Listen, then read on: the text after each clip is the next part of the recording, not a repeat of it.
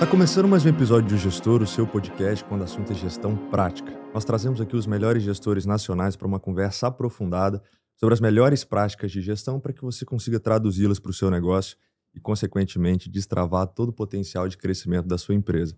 Meu nome é Bruno Rigamonte. Eu sou Gabriel Feitosa, entusiasta das boas práticas de gestão. E se você também curte falar sobre gestão, sobre inovação, sobre empreendedorismo, se inscreva agora nos nossos canais, no YouTube, no Spotify e no Instagram, e vamos juntos compartilhar os cases de sucesso do empreendedorismo nacional. Lembrando que o Gestor é um oferecimento da Valor Investimento, Sicoob, e uma parceria incrível esse ano com o Grupo Sim, para a gente conseguir distribuir e alcançar cada vez mais pessoas que têm interesse nesse assunto.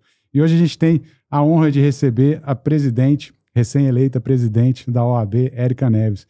Érica, muito obrigado por aceitar o nosso convite. Seja bem-vinda ao Gestor. Obrigada a vocês, Bruno e Gabriel, pelo convite. Estou à disposição. Érica, eu queria começar olhando sobre a ótica dos primeiros 100 dias, né? Você recentemente concluiu, né? Cumpriu aí quase 100 dias aí à frente da OAB, sob uma expectativa de mudança muito grande. E queria os 100 dias são emblemáticos sobre a ótica de um gestor que inicia, né, à frente de uma instituição. Então, eu queria saber como que foi esses primeiros dias, o que foi priorizado na sua gestão e, a partir desses primeiros 100 dias, o que a gente pode esperar nos próximos 900 dias que você vai estar aí à frente da OAB. Gabriel, a gente iniciou desde o dia 01 mudando uma cultura, né? A gente tem uma ordem que tinha um modelo muito de instituição pública e a gente modernizou as estruturas internas da OAB. Então, internamente, a gente otimizou pessoas, colocamos pessoas mais técnicas. Então, a gente teve que tirar algumas pessoas e botar pessoas mais técnicas nos lugares corretos para que produzam mais, sejam mais efetivas no trabalho e na entrega. Remodelamos alguns setores que são essenciais para a advocacia, como prerrogativas. A gente criou a Procuradoria de Prerrogativas, a gente vai criar a Procuradoria de Honorários. Então, porque gestão também é um critério de escolha, né? De prioridades. Então, a gente aloca recurso humano e financeiro no que é mais importante para a instituição. Então, essas escolhas já foi uma mudança cultural dentro da instituição e as pessoas já começaram a perceber o que essa gestão quer com a OAB e quer para a advocacia. Então, no caráter interno, essa mudança foi crucial. A gente já sente a diferença dentro da própria instituição. O funcionamento dela já está melhor. A gente vê o fluxo de informação acontecendo da forma como a gente acha que tem que ser mais rápido, mais efetivo e dar mais entrega para a advocacia. E aí, na parte externa, vem o trabalho com a advocacia.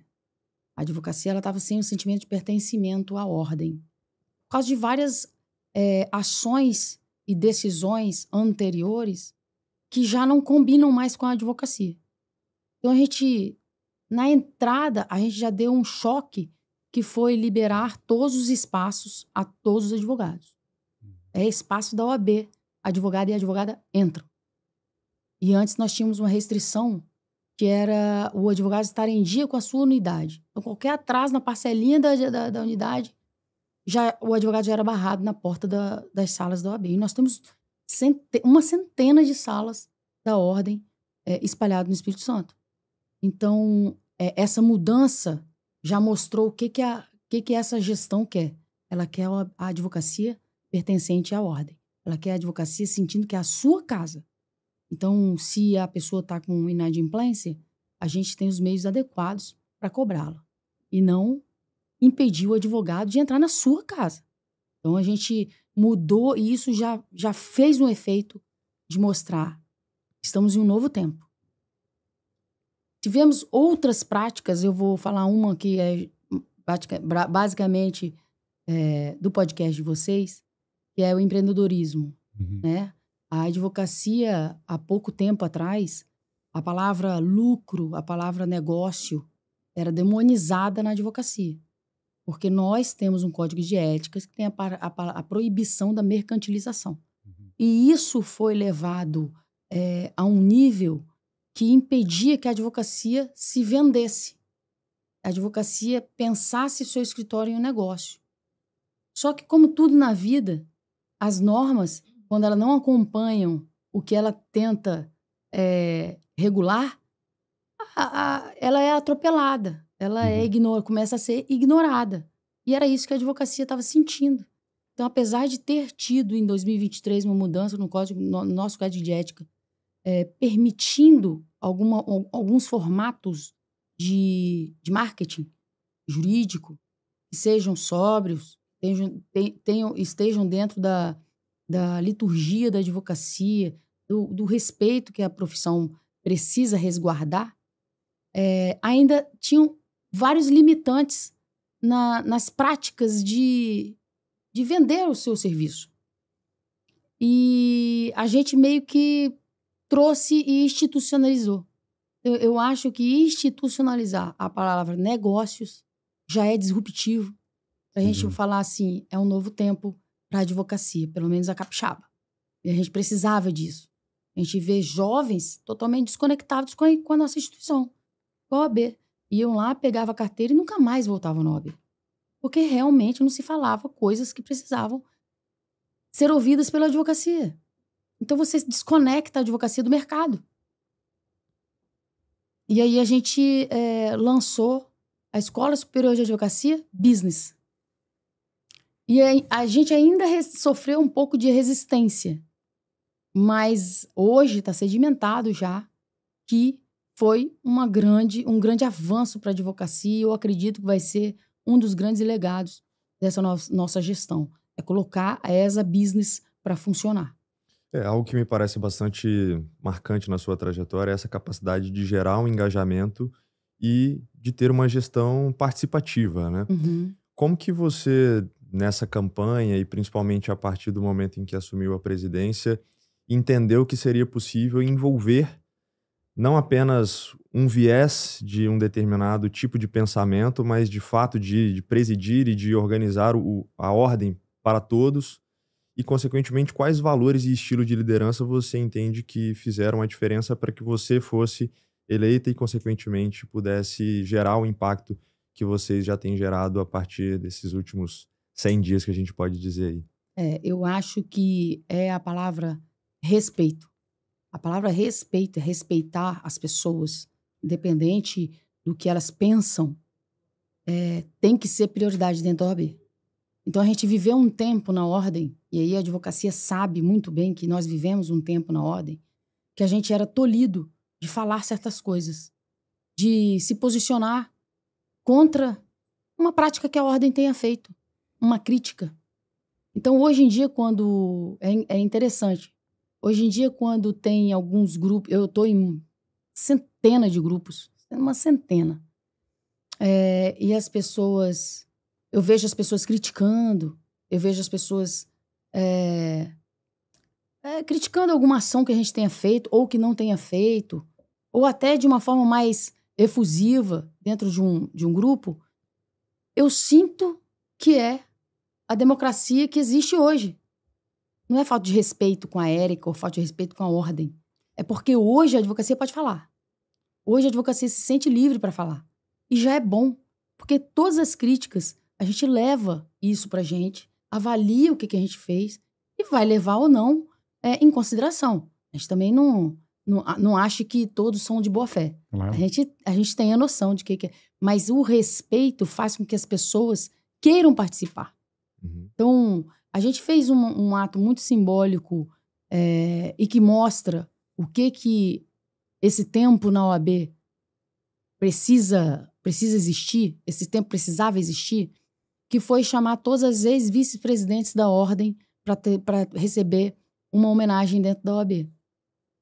E lá eu fui muito, muito sincera e muito transparente com elas. Eu falei, vocês participaram da OAB, com certeza assistiram muitas coisas na OAB que não concordavam, mas estavam do lado do líder de vocês, mas fez com que as mulheres estivessem aqui hoje, e hoje vocês participam da construção também, de estar elegendo a primeira mulher presidente da OAB. Então, esses conceitos de respeito, de igualdade, de que a advocacia precisa estar unida, é muito importante para a ordem. A gente estava sendo enfraquecido a cada eleição que se passava dentro da ordem e que depois virava uma classe dividida. Uhum. Então, a gente não precisa de ninguém dividido. Daqui a 3 anos tem uma eleição de novo e lá daqui a 3 anos a gente discute se a gente quer permanecer com o mesmo líder, se a gente quer trocar com o mesmo líder. Mas nos 3 anos que já foi escolhido, vamos estar unidos, porque a união da advocacia é essencial para a ordem ser respeitada e para a advocacia ser valorizada. Então, quem fica com o discurso vazio não vai ter lugar mais, pelo menos no período que eu estiver dentro da OAB. Não vai ter mais lugar. Porque se tiver crítica e se quiser construir para o bem da advocacia, vai estar bem recebido dentro da ordem, como a gente já está fazendo. Então, o respeito que a advocacia precisa ter pela OAB e a OAB ter esse respeito por todos da advocacia é que vai fazer a diferença com o tempo. Eu acho que o mais difícil da gente mudar é a cultura, né? Você pode mudar tudo, mas se você não mudar a cultura, e como é muito genuíno, é muito verdade o que eu falo, e as práticas e as ações estão comprovando que a gente está tentando fazer essa união para que todo mundo trabalhe junto nos próximos 3 anos, e vão ser 3 anos difíceis para a advocacia, e a gente está passando por uma transformação para a Justiça 4.0, que já está acontecendo nos outros lugares e vai ter que acontecer aqui. Então, a gente precisa dessa união. Então, eu acho que faz com que as pessoas venham para a ordem. E esse sentimento... Ontem eu fiz uma inauguração lá em Ecoporanga. E o meu discurso foi em torno do sentimento de pertencimento à ordem. Porque a gente tem alguns níveis, né? Principalmente as mulheres. A gente teve o período de representação, de representatividade, né? A gente começou a participar da ordem, começou a ter cota para ir para a chapa da ordem. A gente passou pelo período de inclusão, que é o quê? A gente começar a participar das decisões, começar a decidir e participar dos atos que a ordem vai praticar.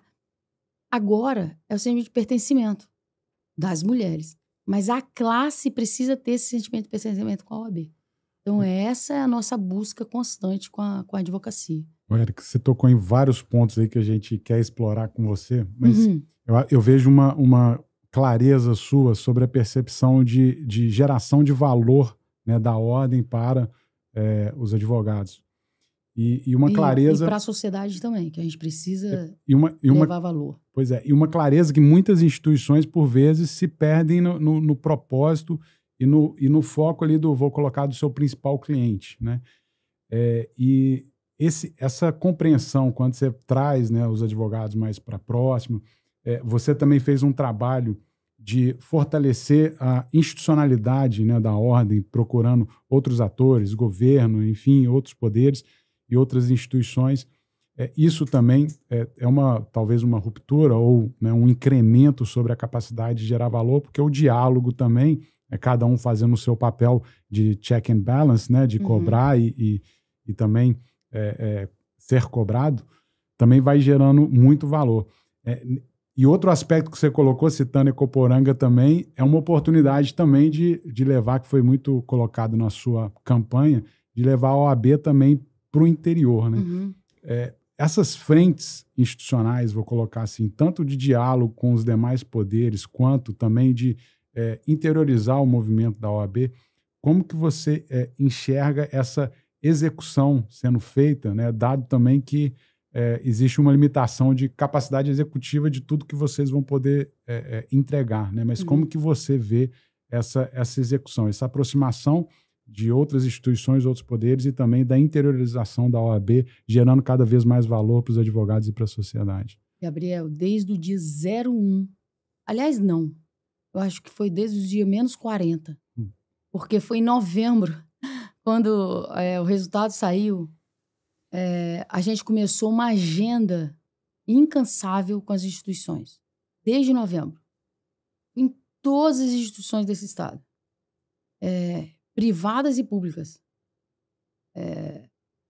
foi procuradorias, as prefeituras, no governo, a gente foi na OCB, Findes, FEComércio, enfim, Sinduscom, a gente foi em várias restaurar o diálogo e a interlocução com essas instituições.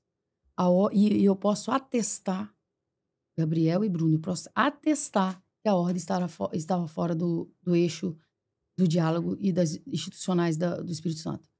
Porque as pessoas estavam sedentas por a nossa aproximação. As pessoas comemoraram a nossa ida. E eu acho que um dos piores prejuízos que a ordem teve foi se afastar do meio da sociedade. A gente precisa estar na sociedade. E na sociedade civil, na sociedade pública. A gente precisa participar de todos os movimentos sociais. Então, e isso traz valor para a instituição. E não é valor OAB. É porque isso reflete lá na advocacia. Porque você se sente valorizado, você se sente respeitado, você se sente pertencente a um ambiente melhor. Quando você é levado pela sua liderança para um ambiente melhor. Então, esse trabalho a gente vem fazendo e eu não vou parar de fazer, porque sempre tem alguma coisa melhor para ir buscar para a advocacia. Então, quando as instituições começaram a perceber que a presidente da OAB estava indo fazer as parcerias, eu até hoje, dialogando e fazendo eventos juntos, chamando para as ações, para investir em ações juntas. Até hoje, eu recebo convites para ir. Não é convite para a Érica, porque as pessoas nem conhecem a Érica, mas é a ordem. Ela quer a ordem lá dentro da fundação dela, dentro da organização dela, dentro da empresa dela. Ela quer a ordem de volta lá. Então, a ordem ela já tinha, no subjetivo de todas as pessoas, uma importância social muito grande. Só que ela estava sendo questionada. Por quê? Porque estava sendo apagada. Estava pensando para dentro, estava pensando em interesses muito pequenos para a instituição que era, muitos privados.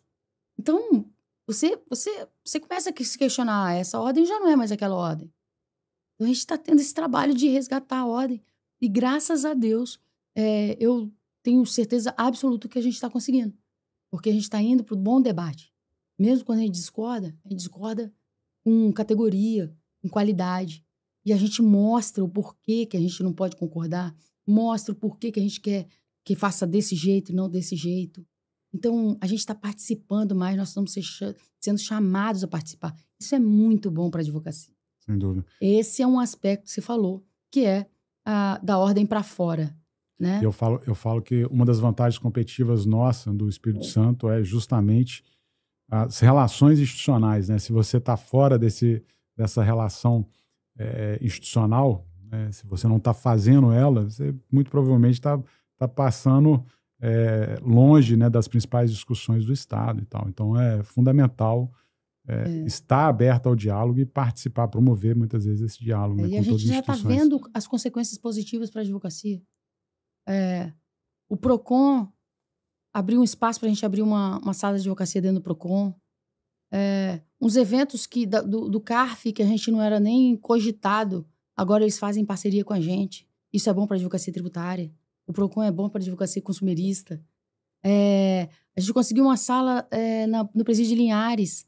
E agora eu estou tentando ontem, 10 horas da noite, a gente passou em Colatina, voltando de Ecoporanga, parei numa delegacia, porque lá tem um espaço que talvez a gente consiga para a delegacia. Por quê? Porque eu mantenho um diálogo transparente, firme, mas transparente, honesto, com a Sejus, que é quem administra os presídios e é onde a gente tem muito conflito entre advogados e agentes penitenciários, que é um ambiente mais hostil.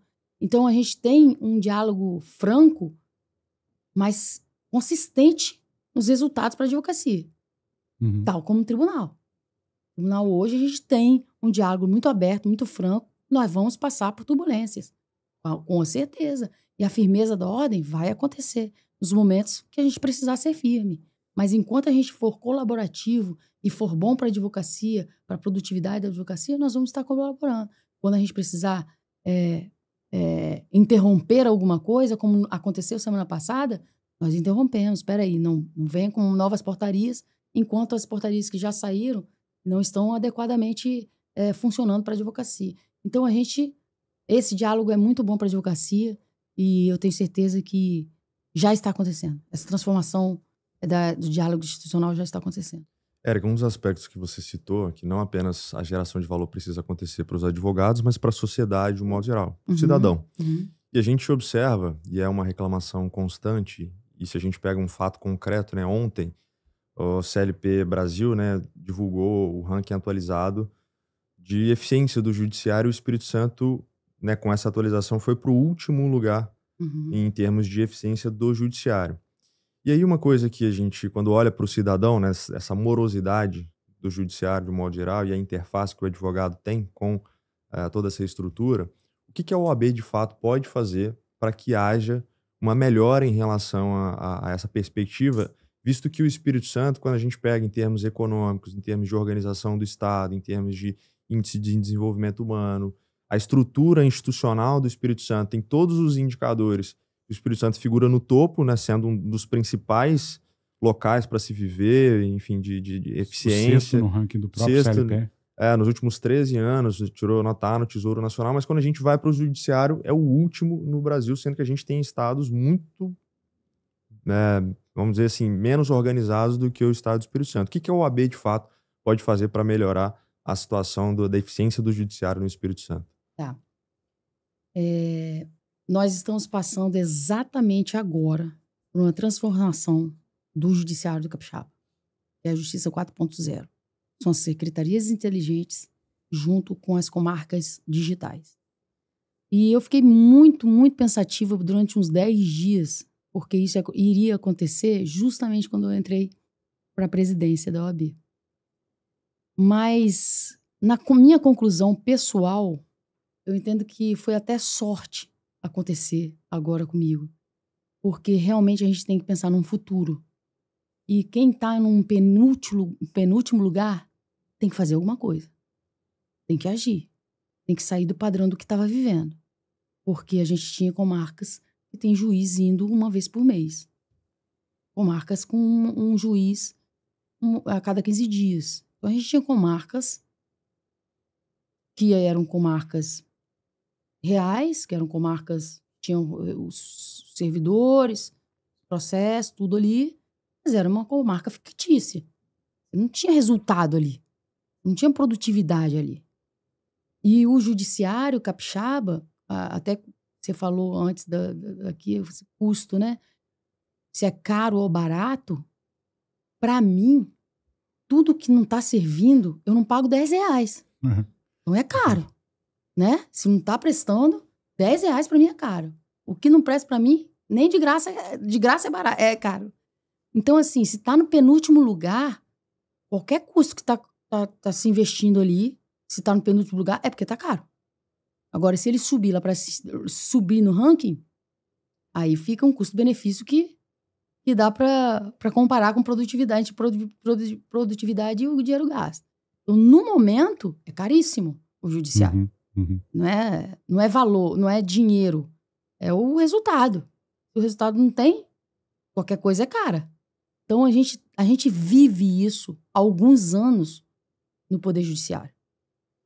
Então, o que nós estamos vivendo hoje é uma forma disruptiva, é um novo tempo do Judiciário Capixaba.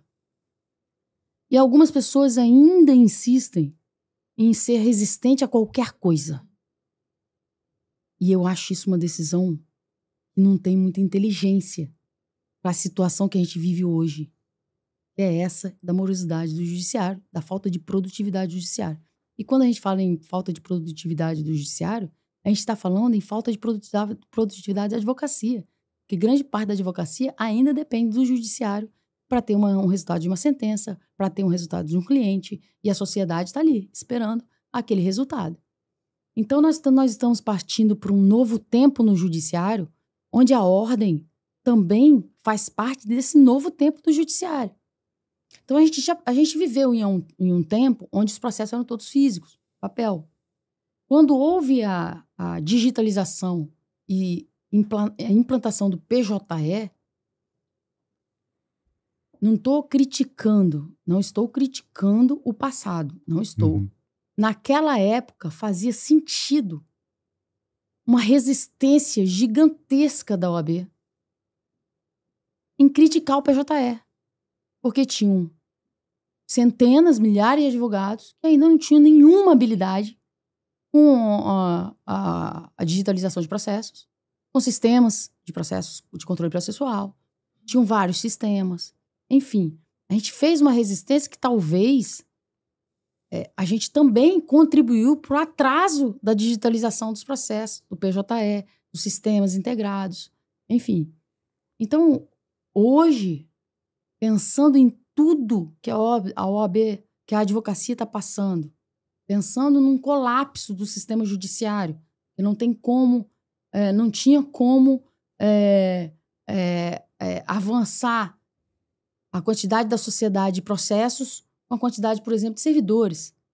Se proporcional, não tem como. Ou a gente vai virar hoje o sistema judicial vai virar um trem gigantesco para a gente sustentar. Então, hoje, nós estamos assistindo e participando, efetivamente participando, de uma nova gestão de pessoas, com gestão de tecnologia, para que elas unidas tragam mais produtividade para o judiciário e ele saia dessa situação horrível que está o judiciário capixaba. E que é um dos únicos fatores do Estado do Espírito Santo que não está acompanhando a economia, o empreendedorismo, a capacidade de investimento. E isso é um dos fatores que leva à segurança jurídica. Então, exatamente, eu acho que a sociedade, o Estado e a advocacia como participante do sistema judicial precisa entender que isso vai acontecer. Alguém tinha que fazer alguma coisa. Que bom que esse presidente do Tribunal de Justiça também está sofrendo algumas críticas, vai sofrer pressão. Está reformulando tudo. Mas está reformulando alguma coisa. Porque alguém tinha que fazer alguma coisa. A gente passou 2, 3, 4 presidentes tentando fazer. Que bom que ele está conseguindo fazer. O nosso papel é participar, e a gente está participando. Estamos efetivamente participando das decisões. Resguardar o acesso do judiciário da cidadania. Então, as comarcas inteligentes, elas terão os servidores lá. As comarcas estão lá. As salas de audiência vão acontecer dentro da comarca digital. Então, aquela cidade não vai ficar desguarnecida do Poder Judiciário. Não é uma extinção de comarca como se tentou em 2021. Ou seja, tirar o fórum dali. Não, o fórum vai existir. As audiências vão acontecer lá. A advocacia vai ter a sua comarca na sua cidade. Ela vai continuar trabalhando na sua cidade. Mas, olha que diferença. Ia um juiz a cada 15 dias despachar todos os processos parados estavam ali. E agora, esses processos que estão protocolados ali, estão distribuídos para aquela comarca, eles são acessados pelos juízes de uma comarca onde tem 11 juízes. E tem um juiz de criminal, um juiz de civil, um juiz de fazenda pública, um juiz de família. Quando esse juiz que ia lá uma vez por cada 15 dias, ele tinha que despachar em todos esses tipos de processos. Ele era uma força. Mas agora, esses processos todos dessa comarca digital serão redistribuídos para as varas que têm as suas competências. Então, para juízes que estão ali já trabalhando, que vão receber 40 processos a mais num ano, e aquela comarca vai andar com aquele juiz que está ali disponível para... Ou seja, é uma força de trabalho que estava mal empregada. Pegando exatamente esse gancho, assim, como é que a gente pode avaliar uma instituição de tanto tempo, né, e que a gente observa que seguem muitos ritos e que tem um conservadorismo inerente, como é o caso da OAB, não apenas no Espírito Santo, mas a nível nacional. Tem vários costumes, né, que tem, vamos dizer assim, muito dogmático, se a gente puder colocar dessa forma. Como é que a gente pode avançar em algumas pautas, como a gente está falando, por exemplo, de implementar novos processos, novas tecnologias, de trazer mais eficiência em termos de gestão de pessoas ou de alocação dessas pessoas em relação a isso, sem perder o que, de fato, é bom dos costumes ou daquilo que está dentro de uma perspectiva mais conservadora? Como é que a gente pode pesar esse progresso, mas sem perder aquilo que no passado, aquilo que já tem de instituído, funcionou ou tende a continuar a funcionar numa ordem que, né, acaba se submetendo a própria aspecto jurídico, de modo geral, do direito, e que tem, né, tanta perspectiva assim mais, vamos dizer assim, mais enrijecida. Como é que a gente pode avançar sem deixar isso de lado? Bruno, eu acho que a OAB tem que deixar algumas coisas de lado. Eu acho que isso é uma disrupção. Assim, até o linguajar do advogado já está mudando. Os formatos das petições, né? Os formatos das petições estão mudando.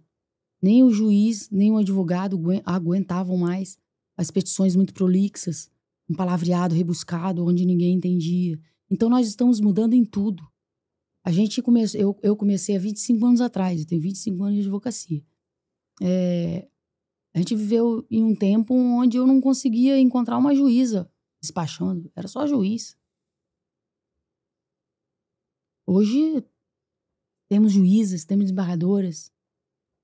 Então, a disrupção tem que fazer parte da OAB.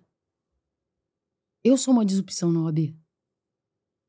E isso é bom, porque traz um sentimento de pertencimento de quem não enxergava mais essa instituição com todas essas...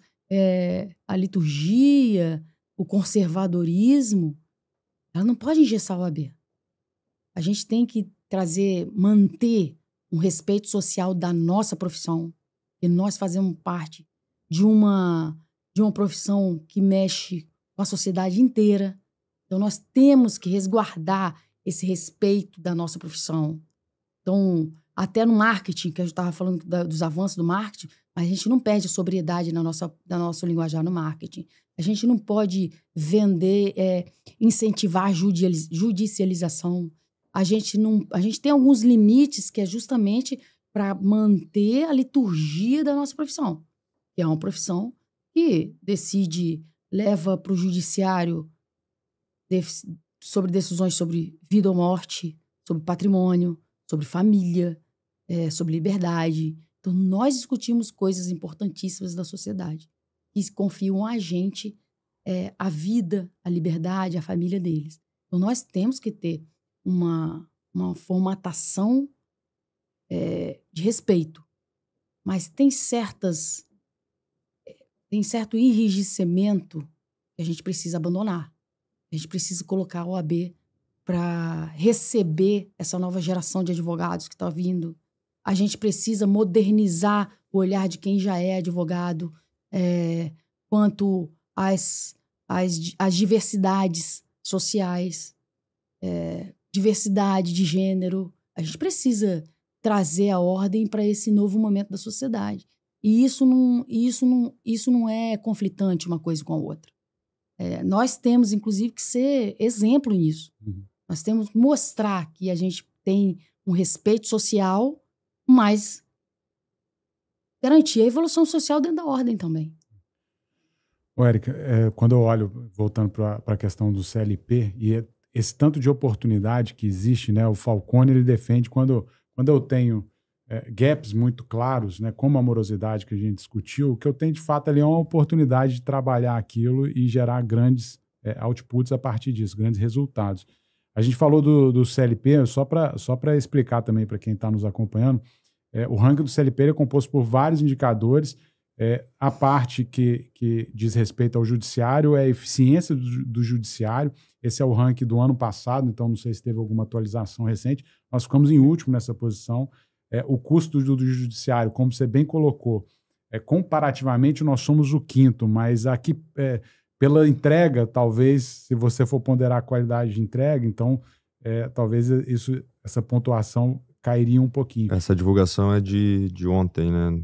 No caso, em abril agora de 2025, Espírito Santo em último lugar em termos de eficiência do judiciário. Porque eu acho que o ranking especificamente não foi divulgado na plenitude. Sim. E a outra é a produtividade dos magistrados, que a gente fica em 26º.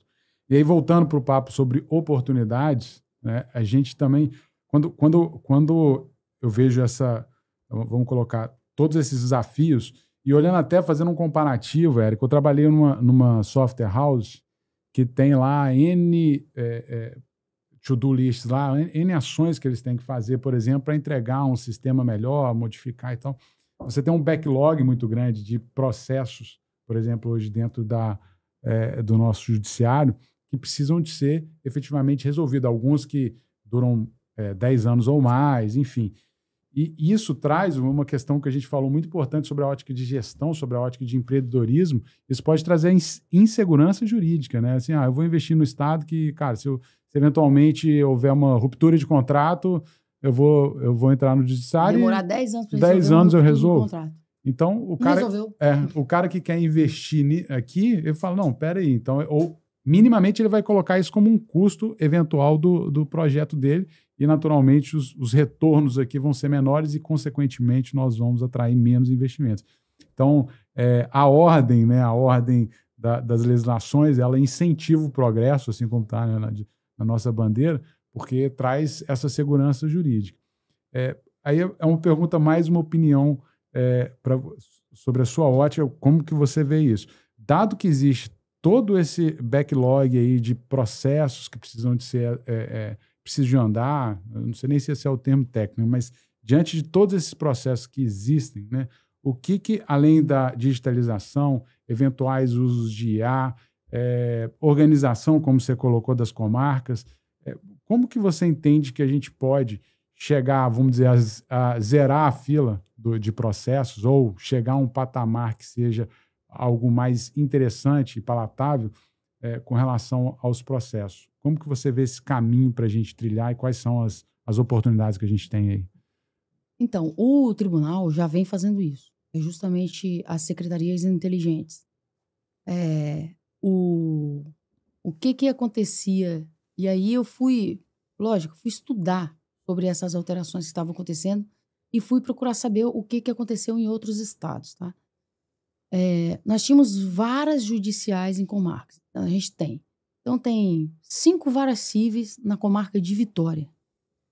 Cada vara civil tem uma quantidade de servidores diferentes. Então, tem uma vara lá com 2 servidores, tem uma vara com 1, tem uma vara com 5, tem uma vara com 7. Tá? Cada entrada de processos novos por ano são diferentes também nessas 5, mesmo sendo a mesma matéria. Então, em uma vara entra 500 processos novos, em outra 700, em outra 1.000, em outra 2.500 processos novos por ano. O que o tribunal está fazendo? Mudando a distribuição das pessoas para que elas que têm a mesma capacidade de solução possam atuar em todas as entradas de processo. Então, você acaba com a divisão de varas fisicamente e na distribuição de trabalho, e você bota todo mundo para trabalhar em todos os processos de todas as varas. Perfeito. Por quê? Porque tinha vara que não tinha eficiência, mas tinha 7.000 processos acumulados, que era o acervo, e 2.500 entradas por ano. E em outra vara, tinham 3 servidores com 400 processos por ano entrando, e era super eficiente, porque ele tinha 1.800 processos de acervo. Aí entrava 400 por ano, terminava 250. Então, você tinha uma eficiência em uma vara, mas os números eram completamente diferentes. E tinham 3 servidores. E lá tinham 2 servidores, estagnado em uma vara. E os 5 servidores têm a mesma competência de trabalho, a mesma capacidade de entrega. Então, essas mudanças, eu acredito muito. E por isso que a ordem está tentando contribuir com a parte que lhe cabe, sempre preservando o acesso ao judiciário e as nossas prerrogativas profissionais de acesso ao magistrado, de acesso ao servidor, de conseguir despachar um processo, enfim. Para que essas alterações que o tribunal está implementando funcione. Porque a gente acredita muito que os processos vão ter mais fluidez com a distribuição melhor no ambiente das supersecretarias, que as secretarias inteligentes. Perfeito. E isso já está acontecendo, já está sendo implementado. Aqui em Vitória já tem mais tempo que implementou. E eu senti uma mudança positiva em Vitória. Então, eu não estou tão assustada para o interior. No interior, eles estão se assustando um pouco mais, porque realmente eles não tinham uma visão de algum tipo um case. E Vitória virou um case para a gente. A gente está ali, aqui há 1 ano e pouco já, com essa supersecretaria. No interior, nós estamos tendo uma resistência a mais, mas a participação da ordem é ter a informação antes, levar a informação fidedigna para o advogado, tranquilizá-lo do que é, porque isso o tribunal peca. Já falei no tribunal, eles não têm um poder de informação, eles vão fazendo, mas a advocacia não gosta de ser surpresada, porque ela tem uma rotina de trabalho. E aí, do nada, vem uma mudança. Então, a gente está fazendo esse trabalho de tentar amenizar esses impactos negativos para transformá-los em positivos. Porque, no final e a cabo, a gente quer produtividade. Então, se tiver mais produtividade, a gente pode passar por um período aí conturbado nos próximos 3, 6 meses, mas eu tenho muita tranquilidade de falar que no final de 1 ano, tomara que esse ranking melhore, porque se esse ranking melhorar, é porque a advocacia também está ficando com mais prosperidade e com mais esperança de trabalhar melhor, de ter mais entrega. Então, essa é a nossa contribuição para o sistema judicial e para que esse cenário seja alterado. Érico, eu entendo que o advogado, ele não é apenas parte da justiça, mas ele é parte fundamental para que a justiça aconteça. Principalmente porque ele representa um dos agentes daquilo que se pretende fazer justiça. E quando a gente observa o cenário nacional, a gente tem determinados tipos de situações que a gente pode observar, principalmente em relação, no âmbito nacional mesmo, de aspectos entre essa relação de juízes ou desembargadores com o próprio advogado, em que o papel do advogado, por vezes, acaba sendo muito questionado. Ou o trabalho do advogado, muitas vezes, acaba não sendo possível de ser feito em sua plenitude. A gente observa recentemente, né, o próprio ministro Zanin, né, com uma determinada ação em que ele solicitou que fossem lacrados os celulares dos advogados de uma audiência pública, e que isso, de certa forma, acaba minando uma parte ali da atuação do próprio advogado. Como que você entende que é o papel, não apenas da Ordem dos Advogados do Brasil, mas também do advogado, nessa busca pela preservação da sua atuação, né, do seu direito de exercer a sua atuação da forma como lhe é exigido pelo seu cliente, mas também como lhe há de direito para que haja, consequentemente, a justiça no Brasil de modo geral? Bruno, as nossas prerrogativas, elas são inegociáveis. E a Ordem enfrenta, nesses últimos meses, no último ano, algumas tentativas de minorar a importância da advocacia no sistema judicial, que é muito grave. O Conselho Federal tem agido com muita firmeza. As sustentações orais, a Resolução 591 do ano passado, tentou tolir a nossa sustentação oral nos tribunais, o que é uma tentativa de calar a sociedade dentro do tribunal. Porque a gente não está ali falando por mim. Eu não estou ali numa sustentação oral falando da Érica, falando da minha advocacia. Eu estou falando da causa de alguém que confiou a mim o poder da fala perante os desembargadores. Então, a gente conseguiu algumas vitórias. A gente conseguiu suspender essa resolução 591. Não sei se é 291 ou 591, tá? Da sustentação oral. A gente conseguiu suspender a aplicação deles em alguns tribunais. Aqui, nós tivemos a segurança no Tribunal de Justiça que essa resolução não vai ser aplicada. A sustentação por vídeo gravado vai ser uma opção do advogado. Basta o advogado querer que vai sustentar oralmente no momento da defesa do seu cliente nas sessões de julgamento. E agora, há pouco tempo, acho que foi ontem, anteontem, teve um absurdo do Zanin recolher os aparelhos celulares dos advogados. Isso é violar o direito fundamental, porque é lei. A gente, ou a advocacia, pode gravar qualquer sessão que a gente participar. A gente pode gravar. E isso viola o direito fundamental da sociedade assistir a própria sessão. A transparência é um princípio básico do sistema judicial. A transparência dos seus atos, a transparência dos atos pessoais que acontecem. Então, a Ordem também atuou ontem. Ontem mesmo fez uma reclamação no STF. O presidente Beto Simonetti já fez. As seccionais aderiram àquela que a competência realmente é do STF, é do Conselho Federal. Mas a gente fez a nota pública, enfim. A gente não vai coadunar com nenhuma violação de prerrogativa, porque a prerrogativa não é da advocacia. Ela é exercida por nós, mas ela é da sociedade. A primeira coisa que eu destaquei muito no Tribunal de Justiça, quando eu assumi, eu tive uma fala importante, eu falei que nenhuma justiça é feita por meio de violação de prerrogativa. A justiça não é feita com violação de prerrogativa. Se alguma decisão foi tomada e houve violação de prerrogativa, a justiça não foi feita. Porque se não teve resistência da advocacia, a justiça não foi feita. Então, a justiça não é uma mera partícipe. Não existe justiça se não tiver advocacia. Ela simplesmente não existe. Não existiu o processo judicial se não tiver um advogado ali presente. Tanto que processos judiciais não existem sem advogados. Então, o processo, inclusive, para se o advogado se não existir processo, se não existiu o advogado. Então, quem não tiver com esse conceito muito bem enraizado e estiver dentro do sistema judicial, é porque ele está no lugar errado. Érica, queria agradecer demais a sua participação aqui. A sua jornada, ela é inspiradora, né? Você comentou dos 25 anos que você está na advocacia.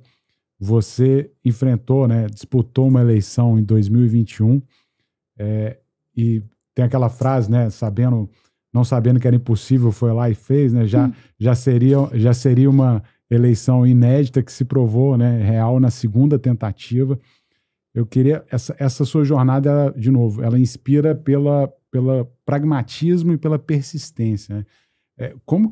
Quais são as características que você identifica em você que moldaram esse seu perfil de liderança para você ter esse pragmatismo e essa constância para alcançar os resultados? Como que a Érica olha hoje para ela na posição, né, da presidente da Ordem dos Advogados e diria assim, aconselharia para quem está empreendendo, para quem está gerindo, como uma característica a ser desenvolvida? Disciplina. A disciplina, sem disciplina, você tem que, primeiro que você, quando você falou, né, não sabia que era impossível, fui lá e fiz. Eu realmente não sabia, eu realmente achei sempre que era possível. Outro dia eu conversei lá dentro do Tribunal de Justiça com uma ex-candidata ao 5º Constitucional. Aí eu falei, mas você tenta na próxima? Ela falou, eu não sei. E ela perguntou para mim muito francamente, ela perguntou assim para mim, você se via ganhando? Falei, claro. Ela, é sério? Falei, sério? Quando eu perdi, eu já sabia que eu ia ganhar a segunda. No outro dia. E ela, mas meu Deus, eu não tenho esse sentimento. Eu falei, cria. Foca. Que você vai conseguir. Só você focar. Claro que você tem coisas que você não vai conseguir. Mas você tem que ter esse desejo. Não pode ser um mero desejo. Tem que construir a base para isso acontecer. E a Érica, que é hoje, não é a Érica de quem começou essa jornada há 6 anos atrás. Eu fiquei 6 anos trabalhando, focada nisso. Então, tudo que eu fazia, a hora que eu acordava, até a hora de dormir, era pensando em ser presidente da OAB. Então, tudo que eu fazia. Então, tudo que eu planejava. Eu planejava minhas férias num período onde não atrapalhasse algum evento, alguma ação que eu tinha que fazer, alguma época que a advocacia podia precisar. Eu sempre busquei ajudar a advocacia sendo candidata. Eu consegui várias coisas para a advocacia sendo mera candidata. Por quê? Porque eu tinha que mostrar o meu valor.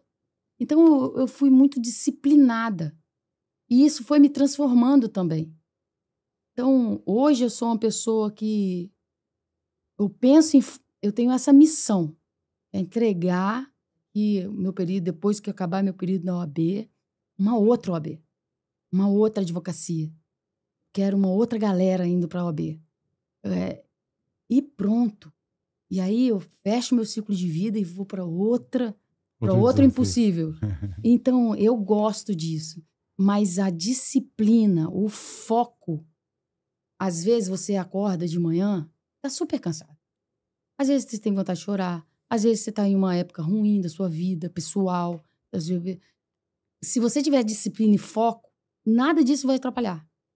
Porque se você não tiver, tudo vai te atrapalhar. Tudo vai te atrapalhar. E aí você acaba não conseguindo ter a resistência diante de vários fatores que vão te fazer desanimar. Então, você tem disciplina e foco, planejamento. Uhum. Aí tudo mais é consequência da disciplina e foco. Disciplina e foco. Aí vem o planejamento, vem as estratégias, vem a capacitação. Eu me capacitei para dar uma entrevista. Eu criei um time muito bom. As pessoas que estão aqui nessa sala, ó, time bom. Por quê? Porque vão te orientar como falar com o público tal, como falar com o público tal. Então, você tem que ter estratégia do que você quer. Como que você faz para conseguir? Mas se não tiver disciplina, quando você acordar de manhã e pensar em algum problema, que você vai ter problemas, um monte. Não relacionado ao seu objetivo. Talvez não relacionado, mas vai afetar a sua eficiência. Então, se você não tiver disciplina e foco, você vai acordar um dia, de manhã, e pode ser que você fale assim, vamos fazer outra coisa. É tão longe. 6 anos. Deixa eu falar, Gabriel, nem eu acredito. Às vezes eu olho para trás, não é racional. Não é racional o que eu fiz. Não é racional. E às vezes fiz sozinha. Eu tinha um time, mas quem ficava no foco era eu. Então, racionalmente, eu não consigo explicar para uma pessoa. Então, mas eu era tão focada, eu sabia que uma hora eu ia conseguir. Mas parabéns pela disciplina e pelo foco, porque a gente viu muita gente comemorando quando saiu o resultado, né? E, de novo, nessa expectativa realmente de mudança, né? Nós, enquanto empreendedores, também, de ter um judiciário trabalhando mais pró-empreendedorismo, como você colocou. Então, disciplina e foco ou cadência e constância, né? Acho que isso é fundamental em qualquer questão, até no esporte. Eu tenho um amigo que fala mais constante que brilhantes. Acho que é o Tim Dadalto. Vocês devem conhecer, vereador. Mais constante que brilhantes, né? Sem dúvida. É outro lema também. A constância vai te levar longe. E naturalmente a gente só consegue conectar os pontos olhando em retrospectiva, né? O que de fato te trouxe até aqui não era óbvio 6 anos atrás. Então, não era. Mas hoje, obviamente, isso se consubstanciou no que de fato hoje é a realidade, enfim. E desejo muito sucesso, né, nesse mandato, né? Pra gente é um prazer te receber aqui. Novamente, muito obrigado por aceitar o nosso convite. Tenho certeza que muita gente vai conseguir extrair muitos insights a partir desse episódio. E também quem é do direito, enfim, quem é advogado, trabalha no judiciário também, que possa se espelhar nessa busca por eficiência, essa capacidade de engajar pessoas, né, de entender sobre a alocação de boas tecnologias e processos. Isso tem tudo a ver quando a gente fala sobre gestão, sobre negócio. Todas as empresas precisam passar por isso também. Sem dúvida. Muito obrigado, Érica. Obrigada a vocês. Estou à disposição sempre. Bom, obrigada. Bom, e você que chegou até aqui, se você ainda não é inscrito no nosso canal, queria te convidar para fazer isso agora. A gente já tem aí diversos episódios e a gente naturalmente vai divulgar vários outros que a gente está preparando com muito carinho. Ativa também as notificações para receber de primeira mão todos esses episódios que a gente vai divulgar nos próximos dias.